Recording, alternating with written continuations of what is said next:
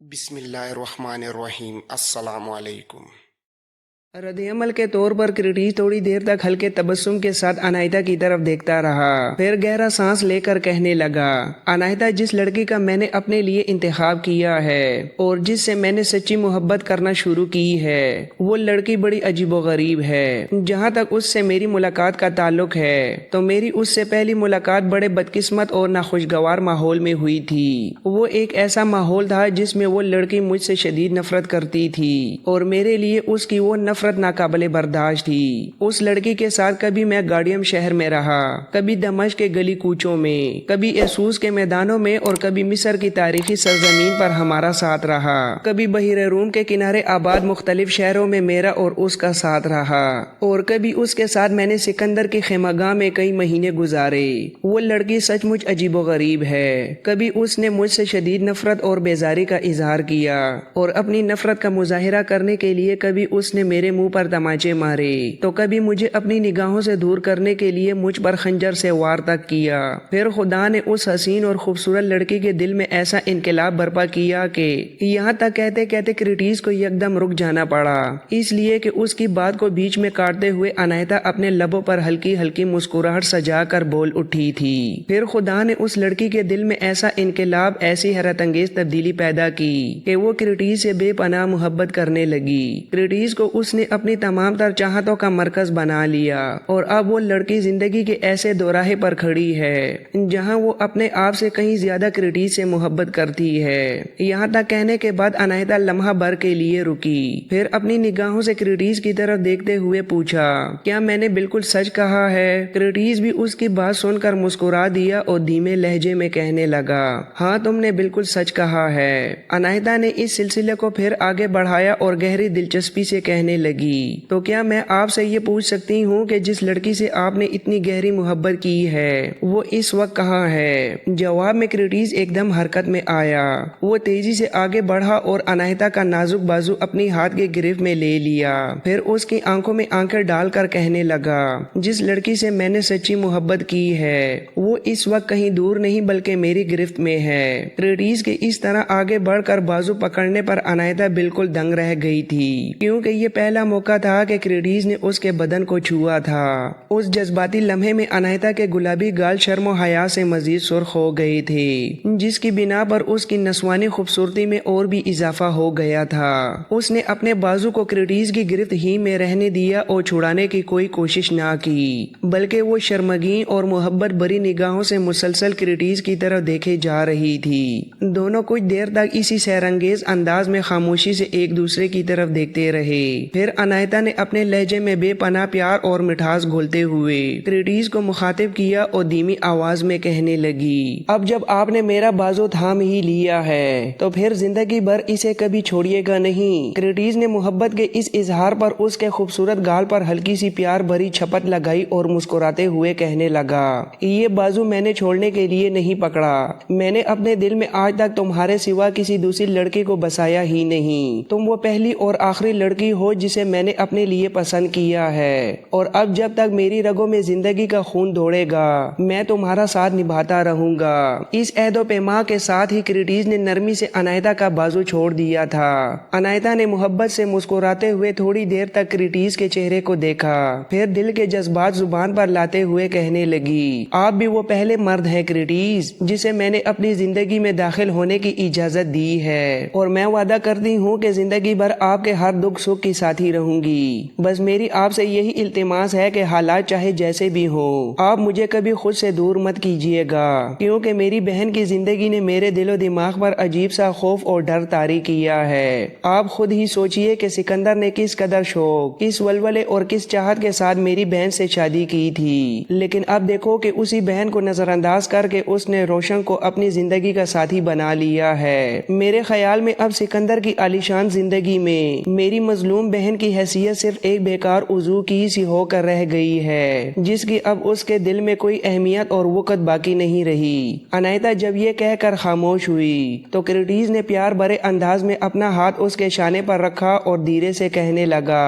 اناہیتا وہ سکندر ہے اور میں کرٹیس ہوں۔ اگر کوئی شخص اپنی زندگی میں کوئی بڑی حماقت یا غلطی کرتا ہے تو اس سے یہ اندازہ ہرگز نہیں لگانا چاہیے کہ دوسرے مرد بھی اس جیسی حماقت کریں گے۔ اناہیتا تم میری طرف سے پوری طرح مطمئن رہو، میں تم سے وعدہ کرتا ہوں کہ جب تک میرے جسم میں سانس باقی ہے میں تمہیں زندگی کا کوئی دکھ اور تکلیف نہیں پہنچنے دوں گا۔ کرٹیس کے پرخلوص الفاظ سن کر اناہیتا کا دل خوشی سے باغ باغ ہو گیا تھا۔ اس نے فوراً اپنے دونوں ہاتھوں سے کرٹیس کا وہ ہاتھ اپنے ہاتھوں میں لے لیا جو کرٹیس نے اس کے شانے پر رکھا ہوا تھا۔ پھر کرٹیس کے اس ہاتھ پر عقیدت اور محبت سے ایک لمبا بوسہ دیا اور ساتھ ہی مسکراتے ہوئے کہنے لگی، میرے خیال میں اب ہمیں واپس اپنے پڑاؤ کی طرف چلنا چاہیے۔ بہن بڑی بے چینی سے ہم دونوں کا انتظار کر رہی ہوگی۔ میں اسے بتا کر آئی تھی کہ میں جلد ہی لوٹ آؤں گی اور کرٹیس کو بھی اپنے ساتھ لے کر آؤں گی۔ پھر اناہیتا نے سر اٹھا کر آسمان کی طرف دیکھا اور کہنے لگی، آسمان کی طرف تو دیکھیں کس قدر گہرے اور سیاہ بادل چھائے ہوئے ہیں۔ میرے خیال میں اب جلد ہی تیز بارش ہوگی اور اگر بارش ہو گئی تو یہاں کا موسم بہت خوبصورت ہو جائے گا۔ یہ کہہ کر اناہیتا تھوڑا پیچھے ہٹی اور سرکنڈے کے جس پودے پر اس نے کرٹیس کے گیلے کپڑے خشک ہونے کے لیے ڈالے تھے وہ کپڑے اس نے وہاں سے اتارے اور ساتھ ہی تولیہ بھی سمیٹ لیا۔ کرٹیس نے بھی وہ بڑی چادر اٹھا لی جسے لپیٹ کر اس نے اپنا لباس تبدیل کیا تھا۔ پھر اناہیتا نے دوبارہ کرٹیس کی طرف گہری نگاہوں سے دیکھتے ہوئے کہا، اب آئیے واپسی کے لیے پڑاؤ کی طرف چلیں۔ کرٹیس نے اس بات میں سر ہلایا اور چپ چاپ اس کے ساتھ چل پڑا۔ راستے میں چلتے چلتے اناہیتا نے کچھ دیر تک سوچا، پھر یکدم کرٹیس کی طرف متوجہ ہو کر کہنے لگی، کرٹیس میں اب اس خیمے میں مزید نہیں رہوں گی جس میں ان دنوں میری رہائش ہے۔ اب جب کہ ہم دونوں ایک دوسرے کو اپنی زندگی کا ساتھی بنانے کا عزم کر چکے ہیں تو میرا دل چاہتا ہے کہ میں اب سے آپ کے ساتھ آپ ہی کے خیمے میں قیام کروں۔ کرٹیس نے محبت سے مسکراتے ہوئے اس کی طرف دیکھا اور دھیمے لہجے میں کہنے لگا، اناہیتا ابھی ایسا کرنا مناسب نہیں ہوگا۔ کل صبح سویرے ہی شاہی لشکر یہاں سے آگے کے لیے کوچ کرے گا۔ میں اور تم ابھی واپس بریسین کے پاس جاتے ہیں اور اس سے مشورہ کرنے کے بعد اپنی شادی کا لائے عمل طے کریں گے۔ جب باقاعدہ شادی کے بعد تم میرے ساتھ میرے خیمے میں رہو گی تو پھر کسی کو بھی تم پر انگلی اٹھانے یا کوئی اعتراض کرنے کا موقع نہیں ملے گا۔ اناہیتا تمہاری عزت اور وقار کو میں اپنی جان سے بھی زیادہ عزیز خیال کرتا ہوں۔ کرٹیس کو یہاں اپنی بات روکنی پڑی اس لیے کہ اس کی بات کو بیچ میں سے کاٹتے ہوئے اناہیتا جذباتی ہو کر بول اٹھی تھی، جو کوئی اعتراض کرتا ہے وہ کرتا پھرے اور جہنم میں جائے۔ آخر اس سے پہلے بھی تو میں طویل عرصے تک آپ ہی کے ساتھ آپ کے خیمے میں ایک بیوی کی طرح رہتی رہی ہوں، تب کسی نے کیوں کچھ نہیں کہا؟ جواب میں کرٹیس نے پھر مسکراتے ہوئے اس کا ہاتھ تھاما اور پیار سے کہنے لگا، اناہیتا اس وقت بات اور تھی اور حالات مختلف تھے۔ اس وقت لشکر میں مصلحت کے تحت یہ مشہور کر دیا گیا تھا کہ تم میری بیوی ہو، اور ایسا ہم نے بریسین کے کہنے پر کیا تھا تاکہ کوئی دوسرا یونانی سالار تم پر اپنا حق نہ جما سکے اور تم محفوظ رہو۔ لیکن اب صورتحال بدل چکی ہے۔ اب لشکر کے اندر میرا اپنا ایک خاص مقام اور منصب ہے جس کی بنا پر کوئی بھی عام لشکری یا بڑا سالار اب آنکھ اٹھا کر بھی تمہاری طرف دیکھنے کی جرت نہیں کر سکتا۔ کرٹیس کی گفتگو کو سن کر اناہیتا پوری طرح خوش اور مطمئن ہو گئی تھی اور پھر وہ دونوں خاموشی کے ساتھ اپنے پڑاؤ کی طرف بڑھنے لگے تھے۔ کرٹیس جب اناہیتا کے ساتھ اپنے خیمے میں داخل ہوا تو بریسین وہاں اکیلی بیٹھی دونوں کا بڑی بے چینی سے انتظار کر رہی تھی۔ وہ دونوں آگے بڑھے اور جا کر اس کے پہلو میں بیٹھ گئے۔ پھر اناہیتا نے بے پناہ خوشی کا اظہار کرتے ہوئے کرٹیس اور اپنے درمیان دریا کنارے جو بھی رومانوی اور سنجیدہ گفتگو ہوئی تھی اس کی پوری تفصیل بریسین کے سامنے کہہ دی تھی۔ یہ گفتگو سن کر بریسین کے چہرے پر رونق آ گئی اور وہ بے پناہ خوشی کا اظہار کرتے ہوئے جذباتی انداز میں کہنے لگی، میرے خیال میں اپنی افسردہ زندگی میں مجھے پہلی بار اتنی بڑی خوشی مل رہی ہے۔ میرے لیے یہ لمحہ انتہائی اہم اور بابرکت ہے کہ تم دونوں نے ایک دوسرے کو اپنے لیے پسند کر لیا ہے۔ میری بھی ایک عرصے سے یہی خواہش تھی کہ تم دونوں ایک دوسرے کو اپنی زندگی کا ساتھی بنا لے۔ کرٹیس میرے پیارے بھائی اور اناہیتا میری عزیز بہن، میری بات اب غور سے سنو۔ تم دونوں کے ایک ہونے سے اب میں اس غم کو بھول گئی ہوں جو سکندر کی طرف سے مجھے ملا ہے۔ اب میں خود خود تم دونوں کی شادی کا شاندار اہتمام کروں گی، لیکن یہاں اس ویرانے میں نہیں، کیونکہ سورج غروب ہونے والا ہے اور لشکر نے کل صبح ہی یہاں سے اگلی منزل کے لیے کوچ کرنا ہے۔ یہاں سے روانگی کے بعد آگے جہاں بھی چند دن کے لیے لشکر کا باقاعدہ پڑاؤ ہوگا، میں وہیں تم دونوں کی شادی کا باوقار اہتمام کروں گی۔ اس موقع پر بریسین کی طرف دیکھتے ہوئے کریٹیس دھیمے اور سنجیدہ لہجے میں کہنے لگا، بریسین میری بہن، کیا اس خوشی کے موقع پر آپ میری ایک چھوٹی سی بات مانیں گی؟ بریسین نے ایک لمحے کے لیے پیار سے کریٹیس کی طرف دیکھا، پھر مسکرا کر کہنے لگی، کریٹیس تم بول رہے ہو کہ تم بریسین کے سگے بھائیوں کی طرح ہو، اس طرح کی عاجزانہ گفتگو میرے ساتھ نہ کیا کرو۔ تم اپنی جس خواہش کا بھی اظہار کرو گے بریسین بخوشی اس کی تعمیل کرے گی۔ کہو تم اپنے دل کی کیا بات کہنا چاہتے ہو؟ اس موقع پر اناہیتا بڑے غور سے کریٹیس کی طرف دیکھ رہی تھی کہ دیکھیں وہ کیا مانگتا ہے۔ پھر کریٹیس نے اپنی بات کو آگے بڑھاتے ہوئے کہنا شروع کیا،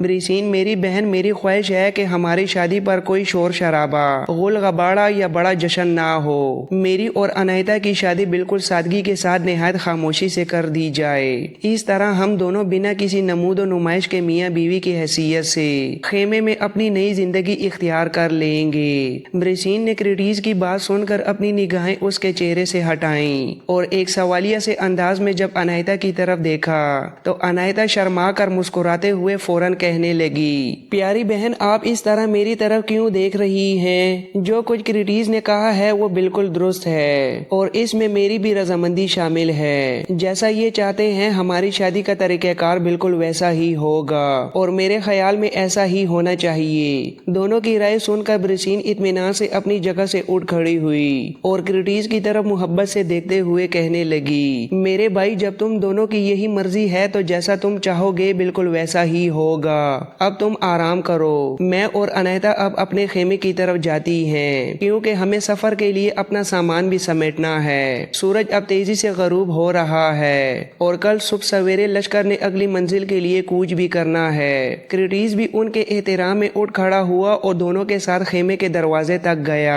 اس کے بعد بریسین اور اناہیتا دونوں الوداعی مسکراہٹ کے ساتھ کریٹیس کے پاس سے رخصت ہو کر اپنے خیمے کی طرف چلی گئی تھیں۔ اس رات آسمان ٹوٹ کر برسا اور ہر طرف موسلادھار بارش ہوئی تھی۔ سکندر کے پڑاؤ کے علاوہ چاروں طرف بارش نے جل تھل کر کے رکھ دیا تھا اور ہر جگہ پانی ہی پانی نظر آ رہا تھا۔ اگلے روز موسم سرما کی اس صبح سکندر کے حکم پر پڑاؤ اٹھا لیا گیا۔ لشکریوں نے تیزی سے خیمے لپیٹ کر جانوروں پر لاد دیے اور روانگی کی تیاریاں شروع ہو گئیں۔ کوچ کرنے سے تھوڑی دیر پہلے جس وقت کریٹیس اپنے گھوڑے پر زین ڈالنے کے بعد اپنا ضروری سامان، بستر اور پانی کا مشکیزہ رکھنے کے ساتھ 2 بڑے چمڑے کے تھیلے بھی اپنے گھوڑے کی زین سے باندھ رہا تھا تو ایک دم وہ ٹھٹک کر رک گیا۔ اس کی نظریں سامنے جم کر رہ گئیں کیونکہ ایک طرف سے بریسین تیزی سے اس کی طرف آتی دکھائی دے رہی تھی۔ اس نے اپنے ہاتھ میں 2 گھوڑوں کی باگیں پکڑی ہوئی تھیں جبکہ ان میں سے ایک گھوڑے پر اناہیتا بالکل نڈھال حالت میں بیٹھی ہوئی تھی۔ یہ دیکھتے ہی کریٹیس پریشانی کی حالت میں تیزی سے بھاگتا ہوا ان کی طرف لپکا۔ اس نے آگے بڑھ کر بریسین کے ہاتھ سے گھوڑے کی باگ لے لی۔ بریسین اس وقت بہت پریشان اور فکر مند دکھائی دے رہی تھی۔ کریٹیس نے گھبراہٹ میں اسے مخاطب کر کے پوچھا، بریسین میری بہن آخر کیا ہوا ہے؟ اناہیتا کا چہرہ اس قدر اترا ہوا کیوں ہے؟ یہ تو ایسی لگ رہی ہے جیسے برسوں کی بیمار ہو۔ بریسین بیچاری اس کی حالت دیکھ کر رو دینے والی ہو رہی تھی اور اس کی آنکھوں میں آنسو تیر رہے تھے۔ اس نے دکھی اور کانپتی آواز میں کریٹیس کی طرف دیکھتے ہوئے کہا، رات جب زوروں کی بارش شروع ہوئی تو یہ پاگل لڑکی اپنے خیمے سے نکل کر دیر تک باہر بارش میں نہاتی رہی تھی۔ میں نے اسے بار بار روکا، بہت منع بھی کیا لیکن یہ اپنی ضد سے باز نہیں آئی۔ نتیجہ یہ نکلا کہ رات کے پچھلے پہر ہی اسے تیز بخار ہو گیا۔ ذرا آگے بڑھ کر خود اس کی حالت دیکھو۔ بخار کی شدت سے اس سے گھوڑے پر سیدھا بیٹھا بھی نہیں جا رہا۔ صبح سے اس نے نہ ایک لقمہ کھایا ہے اور نہ ہی پانی کا ایک گھونٹ پیا ہے۔ بریسین کے منہ سے یہ سن کر کریٹیس کا دل بھی بری طرح فکر مند اور پریشان ہو گیا۔ وہ تڑپ کر اناہیتا کی طرف لپکا، پہلے اس کا لٹکتا ہوا بازو اپنے ہاتھ میں لے کر نبض دیکھی، پھر اس کے زرد گالوں اور بعد میں اس کی گردن پر نرمی سے ہاتھ رکھا تو تپش سے اس کا ہاتھ جلنے لگا۔ اس نے گہری فکر مندی کا اظہار کرتے ہوئے کہا، یا خدایا اس کا جسم تو بخار کی وجہ سے تندور کی طرح تپ رہا ہے۔ پھر اس نے چہرہ گھما کر بریسین کی طرح دیکھا اور کہنے لگا، تم اسے یہیں سنبھالو، میں ابھی بھاگ کر گیا اور ابھی آیا۔ اس نازک حالت میں یہ طویل اور کٹھن سفر ہرگز نہیں کر سکے گی۔ میں ابھی شاہی طبیب کو بلا کر لاتا ہوں اور اس کے لیے کوئی دوا لیتا ہوں تاکہ اس کا تپتا ہوا بخار کچھ کم ہو سکے۔ اس موقع پر اناہیتا کرٹیس کو دیکھ کر کچھ کہنا چاہتی تھی، لیکن اس سے پہلے کہ اس کے لب ہلتے، کرٹیس تیزی سے بھاگتا ہوا وہاں سے طبیب کے خیمے کی طرف چلا گیا تھا۔ تھوڑی ہی دیر بعد وہ واپس لوٹا تو شاہی طبیب بھی اس کے ہمراہ تیزی سے چلا آ رہا تھا۔ طبیب کو آتے دیکھ کر اناہیتا نے آداب بجا لانے کے لیے گھوڑے سے اترنے کی ناکام کوشش کی، لیکن کرٹیس تڑپ کر آگے بڑھا اور اس کا بازو اپنے ہاتھوں میں پکڑ لیا اور بڑی ہمدردی، فکرمندی اور بے پناہ پیار سے کہنے لگا، اناہیتا تم گھوڑے پر ہی بیٹھی رہو، تمہیں نیچے اترنے کی بالکل کوئی ضرورت نہیں ہے۔